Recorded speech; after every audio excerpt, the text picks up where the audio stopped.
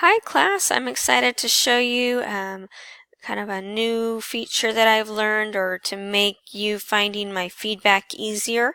You'll go to My Grades, Grades, and to find your feedback for the second draft of the critical thinking essay, you'll go all the way down to lesson 7, and then without pressing any buttons, you should see my comments here, okay?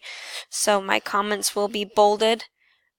Pay special attention to the suggestions that I give you because the reason I make the suggestions is so you don't lose points on the final draft.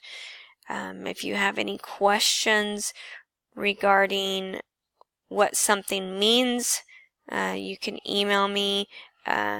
It's best if you don't put specific details on the question and answer board about your individual essay, and just email me directly, okay? If you have questions, let me know. Bye.